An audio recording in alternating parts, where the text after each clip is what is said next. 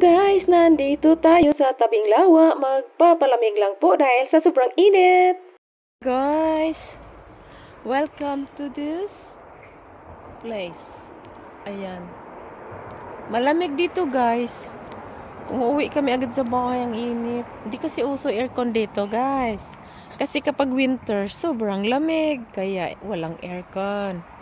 Pero, kung may pera, bibili din ng aircon. Kung magkapera na guys. Kaya habang nagpapalipas ng oras, upo muna dito sa ilalim ng punong kahoy dahil malamig po dito. At ayan po, dito kami nakaupo kasama si Hobby. Nakaupo kami sa mga putol na kahoy. Habang pinagmamasdan ang kagandang lawa na ito. Ang ganda talaga dito magmuni-muni. At magpapalamig na rin pagdating ng summertime. Dito kami sa Havers. Sa Havers kami guys. Doon oh.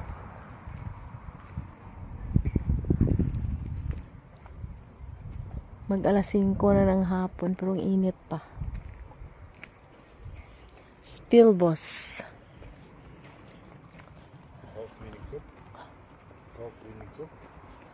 You noticed nothing? Nee. Waarom? No birds? Huh? Whispering. The big one. Ja, zijn weg. Te warm? Ik denk dat ook. Here is better to sit down here? Or you want more place? You want another place? Oh, hier is het. Oh, ayan. Upo kami dito. Ja. Look here better. Here is fresh. Here. And you can see the lake. Ja. See? Just refreshing. Upo kami dito. Ayan kasi. Magpapalamig lang kami guys. See the guy swimming? Ja? There?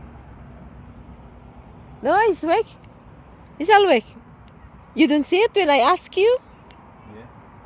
When we climb up. I saw him.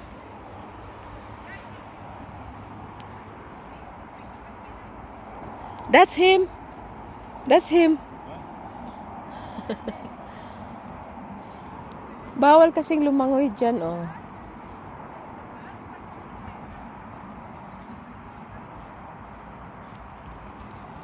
Ayan. Ito ang Havers. Pag maraming tao naglalakad. Always cold, huh? This water? Yeah, Always cold. yeah. That's why he like to swim there. Malaki ang lawa na ito.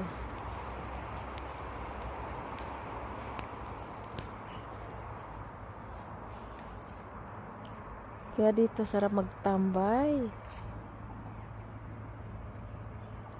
Dahil sariwa ang hangin at saka hindi gaano mainit dahil nasa ilalim ng mga kahoy. See the bird? You hear that? See? Tar. See? Oh my. Yeah? It's not normal. Yeah, it's not good. But he will mad. It's not good. Magnet in my magnet. Magnet. But it's crooked, huh?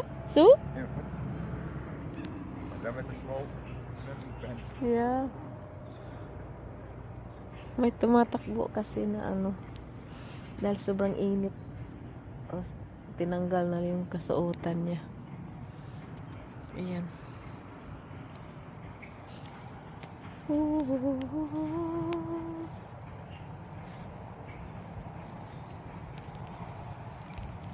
Oh, may mga ibon dun, oh.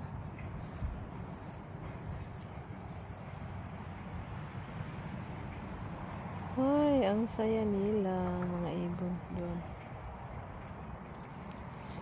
Ayun lang mga guys. Thank you for watching. Bye. Uwi na kami. Uwian na.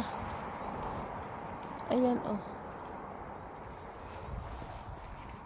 At halos isang oras din kaming nakaupo at nakaramdam na ng gutom. Kaya uwian na. Uwi na po dahil gutom na at maghahaponan na. Ayan. Pero mainit pa rin kahit alas 5 na ng hapon. Sobrang init pa din, parang nasa oven. Yan lang po. Babu.